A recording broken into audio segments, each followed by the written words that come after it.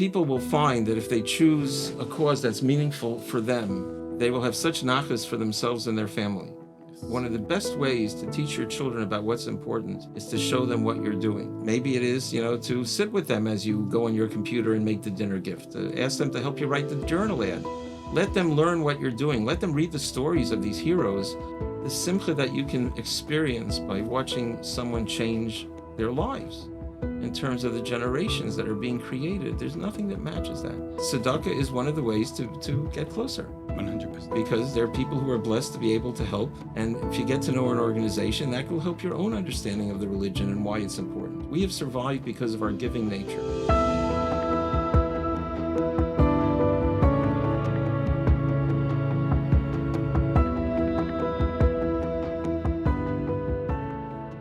Beruchim Abayim, and welcome to Torah Talk, Chazaq's program with special guests. We have with us Rabbi Chaim Bieler, all the way from West Hempstead. Baruch haba, welcome. Thank you very much. Nice to be here. Thank you for joining us once again. Baruch Hashem, we're going to be discussing and talking about the value of giving.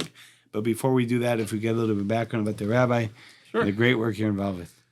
I believe that if I was growing up these times, I would have been a Chazaq participant. Oh, wow. Because I went to public school until yeshiva college. Oh, wow. All the way, and was attracted to more observant life by people who were very dedicated and giving, like you and your team.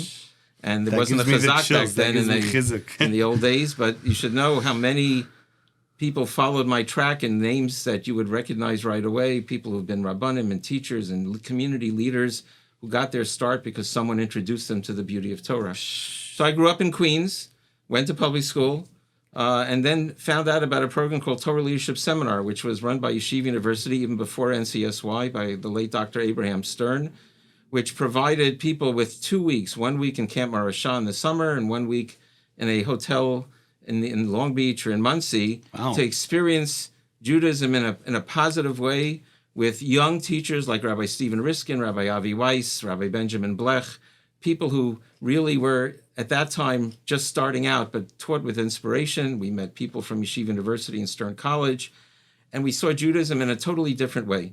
My family was conservative, observant. We went to synagogue and everything like that.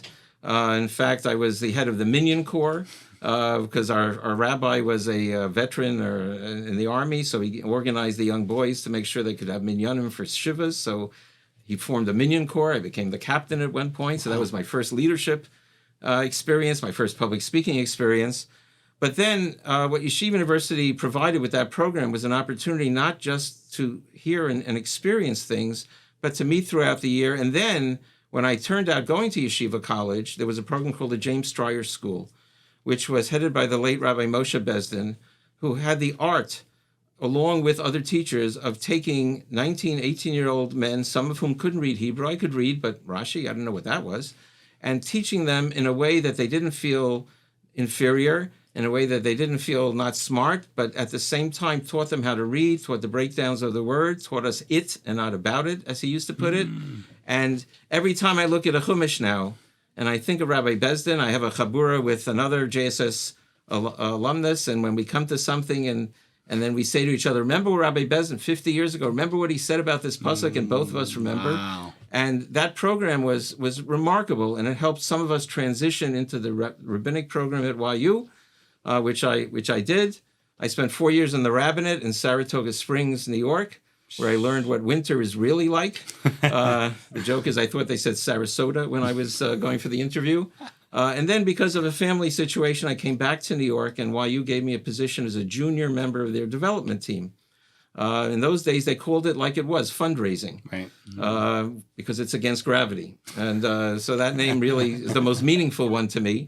And then they come up with other euphemisms of institutional advancement and development. It's fundraising. And the advantage of that, I spent 4 wonderful years with mentors like Dr. Dobrinsky, who just retired now, who taught me the heart of fundraising. Others, David Zeisman, the late David Zeisman, who taught me the how of fundraising, and saw all kinds of events, and really had a wonderful, wonderful experience there. Went on to become the first national director of development for the Orthodox Union. When Yachad was founded, had some very wonderful experiences there, and then was recruited to go to Ohel Children's Home and Family Services. Wow. 14 years there, very transitional years. OU, OHO. Right. Richard Joel wanted me to go to Hillel, but that didn't rhyme. Those 14 years were remarkable, transitional years at yeshiva. And then speaking of Richard Joel, who's one of my Shadchanim, he said, well, then now that I'm president, this was back in 1991. He said, now that I'm president, then you have to come back. You have a last Shadchanis fee for me. I said, not really. He said, so I went back there for 7 years as a very senior member of his development team, representing him. At the best first name at yeshiva, because I would call someone up and say, "This is Richard," and they'd give me anything I wanted till I found out which Richard it was. But really had a lot of experience in that regard. And then Baruch Hashem was able to pull back over a decade ago, spend some time in Beis Medrash to get my feet back on the ground at Chafetz Chaim. Wow! And start a consulting practice, which I maintain to this day. Wow! What an amazing background. So, Rabbi, how did your background affect your career and your life choices? Well, one of the most important people, once I started down the rabbinic road, I was the youth director in the Queens Jewish Center. And Rabbi Grumblatz Zatzal, of course, was my mentor in many ways. Those are in the days before there were assistant rabbis and interns, but he really took me in. And he really showed me many things about what was going on. And he was just such a master at being able to communicate with anyone, being a real person.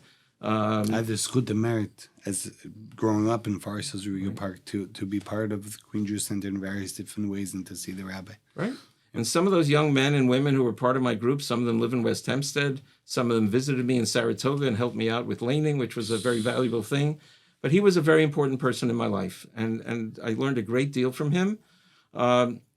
So I saw that how someone can be a leader, can have principles, ethics, at the same time, the kindness, the empathy, the concern, the knowledge, the broad knowledge of Torah, all these things were combined. So that sort of set the bar in terms that if someone wants to go into the communal life, they should really maintain these different skills so they can be a complete person.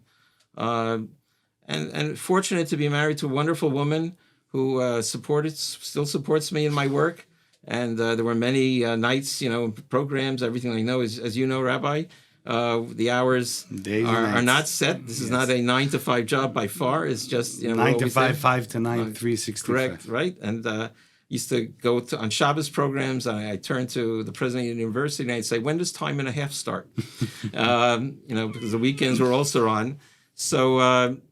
So I've been very fortunate in that, and having those people around me and who really taught me that. Very important. 100%. Wow. What were the greatest lessons that you learned from your mentors?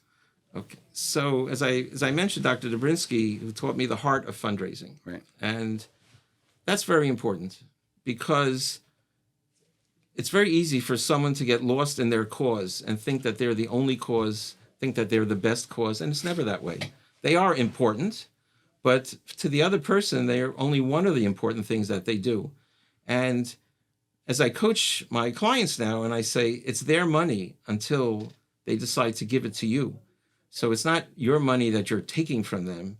You have to encourage them to want to give. There's a difference in them in taking and wanting them to give, or getting them to the point where they want to give. So you have to be sensitive to them. You look around the room, you see what's important to them, what's on the wall, what's on the desk. You have a conversation to find out who they are and what means something to them. One of my mentors, Rabbi Stillerman, always said, what we do is extend the dream. We don't change people. People have to want to give on a certain level. They also have their priorities. And very rarely can anyone change a person's priorities. What they can do is fit the priorities appropriately into the work that they do. Some people like to help young people. Some people like to help old people, health, mental health. That won't change if that's their priority, but you have to try and work that. So the idea is that you always have the donor in mind, and it's not about you, it's about them, and also that they want to give. Once you're working with people who are true Balei Tzedakah, and I hope we can talk about some of them in a few minutes, once you work with them, you find out how they really want to give. They don't give easily, but they want to give, and therefore that's how you approach it, and then hopefully you can be successful. What have you learned from some of your donors that you've worked with? So some of the stories I was encouraged to tell, and some of them I have to tell without the name because it's very important. Understandably so, yeah, of course. But giving can go beyond giving. If someone is of a giving nature, we were negotiating a major gift for Yeshiva University, which would be a weekly program, and it was going to be named for a certain family. And that program continues to this day. And the donor insisted that in the contract that it be stated that people can make a weekly or a monthly dedication as well. So in addition to his contribution? That was his way of giving. And although he's not alive anymore, he's still giving that way because people are still dedicating it. Anyone who's doing the Daf Yomi knows less than a few weeks ago, the discussions about buyers and sellers. And there is a school of thought that if things are not specified in a contract, one might assume that the buyer wants to sell as little as possible. The seller wants to sell as little as possible, and the buyer wants to buy as much as possible. Exactly. My donors were different. The donors were different. The truly giving people who were writing the check, they were interested in giving as much as possible. And therefore, it's a whole different understanding. When you grow up, you think, how do they give? What happens like that? And I always discourage people from using military terms in their fundraising. Campaigns, catch, trap, corner. That's not what we're doing here. That's not the successful way. We're meeting someone, we're getting to know them, and we're encouraging them to do what they want to do already. And if you take an adversarial approach to a donor, you may get one gift begrudgingly, but you won't get the second one or the third one. So my mentors really taught me that you take a long-term approach, that you try to form a relationship with people. And Baruch Hashem, I have relationships with some of these donors for decades now. Wow. And because they feel I help them by their giving, which sometimes sounds counterintuitive. Any stories that stick out? So this is a story, the late Harvey Kayley. People know about Camp Kayley, and still OHEL has many dedications for the Kayleys.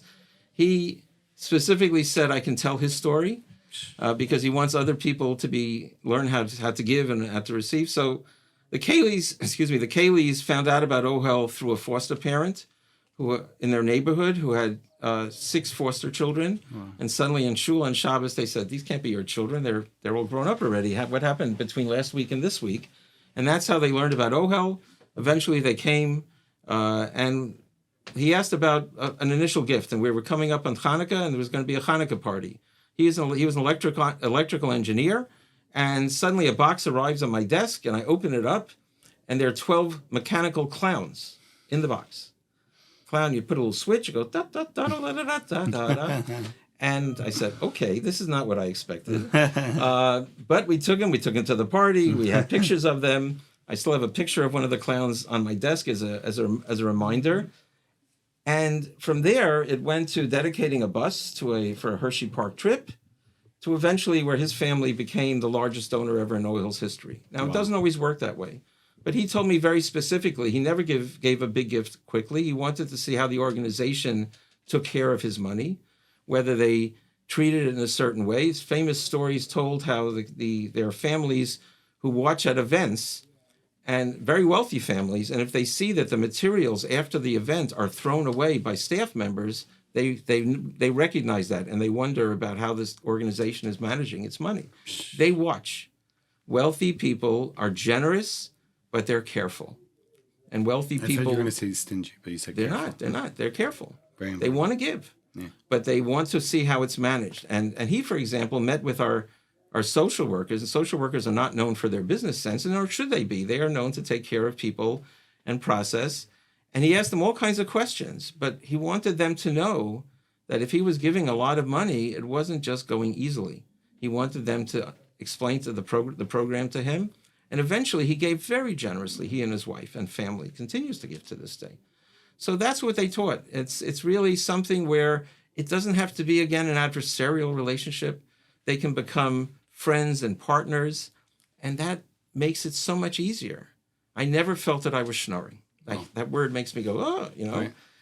I felt that I was helping the organization and helping them do what they wanted to do. Tzedakah tatzim mavis. It saves a person from death. So in essence, when you're going ahead and you're collecting, fundraising for a good cause, And I have to tell this to myself all the time because you don't want to feel like a schnar, like you just said, right. Rabbi. And that is that we're giving a schut, we're giving an opportunity, we're giving merits to individuals to be partners. I think that was the lashon, the wording that you used, to be part of the good work that we're doing. And there are people who want to do that. You don't have to fool them or trick them or whatever it is. They want to do that. They're waiting for that. So there's always been a discussion about two ways of fundraising, which is direct, and there's also indirect via events and doing a dinner and doing. You don't like the word campaign, Mr. No. Okay. Right. But doing campaigns. So there's two worlds of giving. There's one where you have to, where it's straightforward, and sometimes you have to work and do all these types of auctions and that. So, done them all. Elu ve'elu. Elu. Done golf tournaments, teas, everything like that. One of my other mentors taught me on a professional level, if you learn to be a solicitor, you'll always can have a job. I think organizations have to look at their portfolios and say, okay, what's the return? You have to run events to bring in new people. But if you're so busy only running events that you don't even know who was at your last event and you don't have time to breathe, to look at the list or to visit them because you're running the next event, then that may not be in the best interest of the organization. And similarly, if the staff is getting burnt out because it doesn't take much less effort to raise $100,000 than it does to raise $15,000. An event is an event. There's an objective necessity. It takes a lot of kochot, a lot of energy. So you have to decide. It's like a portfolio. And when you think about it, the scariest way to raise money is the direct solicitation, but the most effective and cost-effective way is, even if you were to travel to the West Coast and you were to coach, and you were to stay in a regular hotel, and you were to get one successful gift of, let's say, $50,000, your expense ratio would be much less on that one gift. You'd probably get many gifts because you're great. But even if you got one gift... I've never done it before, just for the record. you would cut your expense ratio for that gift would be far less than for an event that's run. Right. So, elu ve'elu, you have to do both, but you don't want to lose sight of the ultimate goal because it's easier to get a second gift than a first gift. So if someone has already come to your dinner because of a friend or a relative and they had to come and they've learned about you, you want to see who they were because they already gave you once and it's easier to get a second gift than to go for someone else. And sometimes organizations get lost in busyness and they miss out on the people who are there already. Right, because of the technicalities. Now, a lot of people are listening to this and they're thinking to themselves, okay, that's good, nice and dandy discussion for organizations. Okay. And, this is a great Torah talk for Chazaq. They're always looking to do more and they need the funds. But how does this talk to the average person? So I think that people will find that if they choose a cause that's meaningful for them, they will have such nachas for themselves and their family. Yes. One of the best ways to teach your children about what's important is to show them what you're doing. And to do it as hands-on as possible, even in this day of electronics. Maybe it is, to sit with them as you go on your computer and make the dinner gift. Ask them to help you write the journal ad. Let them learn what you're doing. Let them read the stories of these heroes who see what they're doing. Let them meet some of the kids who've come out of public school into the schools. We encourage people all the time, and I'm saying this over here on camera, to visit the headquarters, to see the operation, to see the matzah, to come to the after-school program, Sunday-school program, teens program, the youth center, the pantry, the base marriage, the call. When Eino Domi Shmir, you can't compare hearing to seeing. And there's such joy in that. Yes, it is. It really, the simcha that you can experience by watching someone change their lives in terms of the generations that are being created. There's nothing that matches that. And by the way, for those who are thinking about increasing their observance, tzedakah is one of the ways to get closer. 100%. Because there are people who are blessed to be able to help. And if you get to know an organization, that will help your own understanding of the religion and why it's important. We have survived because of our giving nature, because we share, because we don't sit alone. We always learn with a partner. We always daven in a minyan. Yeah, we try not to be alone. And coming out of COVID, still we have those memories of being alone. And whereas at first it seemed maybe nice, but now there's something missing with that. The idea of being community, that's so exciting. The value of giving, 100% Rabbi Chaim Bieler, Rabbi Chaim Richard Bieler. There's a beautiful story I gave over once. I heard about 12 people sitting around a table at a wedding. And the waiter comes, he has a big platter of steaks and lambs and all these fine meats. And he puts it in front of you or in front of a person, one of the people. And he starts taking his knife and fork and he's cutting it up. And the people around the table are like, what are you doing? That's not just for you, it's for everyone on the table. He's like, no, but the waiter put it in front of me, so it belongs to me. They're like, no, of course, such a person is, we would consider as foolish. It's meant for everyone on the table. Right. Same thing with an individual that has been blessed with parnassah, with livelihood, with wealth. You know, he has it. Doesn't mean it's just for him to hold on to it, but it's for him to share as well. That's where we have concepts of meiser and tzedakah. And even if you don't have a lot in your mind, if you're sitting with your son or your daughter and you give them the $1 to put in the pushka, if you're walking down the street and you've decided on your own that you want to help the person who's standing in front of a store to give them money, let your child be a partner in that. Yes. Let them understand what it means. Because the Rambam talks very clearly about it's not just what you give, it's how you give. It's how you make the other person feel. 100%. Whether you look them in the eye, whether you offer them a bottle of water if they come to your house. That's the chinuch that you can do through this, and it's so valuable.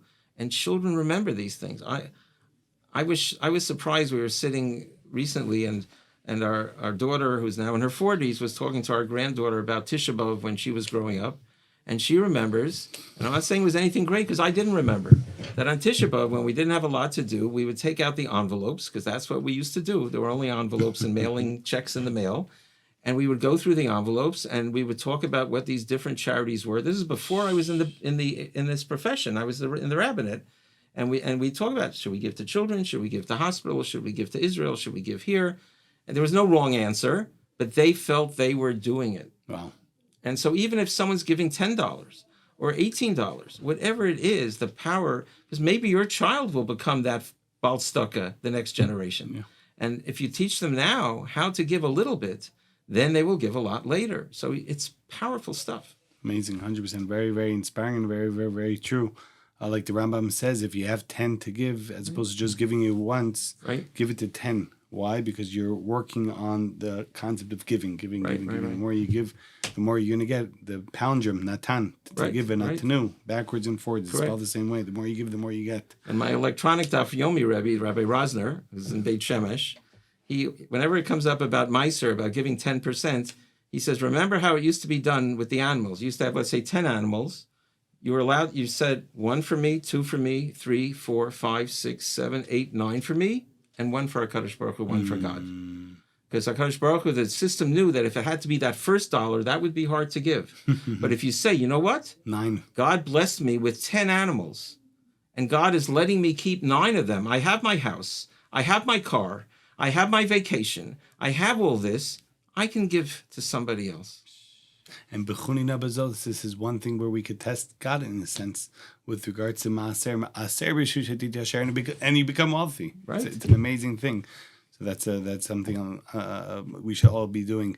Rabbi Bieler, love every moment of it. We have a custom, we have a minhag for a final message on Chazaq Torah Talks. So I was listening to a shir by Rabbi Moshe Weinberger of Eish Kodesh, a very inspirational person, and he was talking about candles and menorahs at that time, but there were menorahs lit every day in the Beis HaMikdash in the temple in Jerusalem. And we have a lot of lights in our house. Obviously, every Shabbat, we hope we light candles. Around the Chagim, there are more candles. If you have a 3-day holiday, there are more candles. Hanukkah. Yizkor, there'll be candles. In some communities, there'll be candles for Yizkor. There's Hanukkah, constantly lights. And the one who had the responsibility of lighting the menorah in the Beit HaMikdash was Aaron. So the question is asked by the Medrash, said, why does God need light? God can make light. God did make light. That's how the Torah starts. So you can say, God, why do you need me to light these candles for you? Why am I doing this? Why am I lighting any candle in my house? And HaKadosh Baruch Hu Kaviyachol is said to have said in the Medrash that no. You're not lighting it for me. You're lighting it for you. I want you to know how wonderful it is to light up a room. I want you to know how important light is in this world. I know how important, God knows how important light is. I want you to know how important light is in this world. So whatever act a person could do of chesed, whether visiting someone in the hospital, whether being nichem avelim, going to a wedding, whatever it is, going to Brit Milah, whatever they do, and obviously to give tzedakah, whatever they're doing, they're lighting up the world. They're lighting, and that's so important for us. And people, I hope, will find whatever way they can to add some light to the world. Chazaq, Rabbi Chaim Bieler. Beautiful. 100%. The value of giving. Let's all take the message to heart, not let it go in one ear out the other ear, but be givers. The more you give, the more you're going to get. B'ezrat Hashem Yitbarach. I want to thank the Rabbi for all that you do and continue doing for Am Yisrael, for Klal Yisrael, for the Jewish people. We want to thank all the various different platforms that host Chazaq Torah Talks. Baruch Hashem, the feedback has been amazing, and we appreciate all the feedback. Please continue sending it over. info@chazaq.org, info@chazaq.org. Talking about giving, we have friends at dailygiving.org. A dollar a day goes a very, very, very far away. We encourage everyone to be part of it. Tzedakah Yomi every single day. It's automatic, and you fulfill the mitzvah. Torah Anytime for hosting. Thank you very much. Natan Behar behind the camera and the entire Chazaq team. Baruch Hashem continuously working non-stop to get kids from public schools to yeshivot or after school programs, Sunday school programs, teenager programs, amazing youth center that we have. It's a game changer, Baruch Hashem. We want to do more. We can't do more without people getting involved. Former public school kid. That's right. Look at Rabbi Bieler. Baruch Hashem. And Chazaq has the merit to save many souls, but we want to do more. There's a lot more to do. So please get involved. Chazaq.org, chazaq.org/donate. We have to plug that. Right. As much as possible, everyone can get involved. We would really appreciate it. And we should only hear B'sarot Tovim. We should be Zocher. We should merit to say the Geulah Shlema, the complete redemption. Should come be Rabbi, in the spinning our days. Amen. Rabbi. Thank you.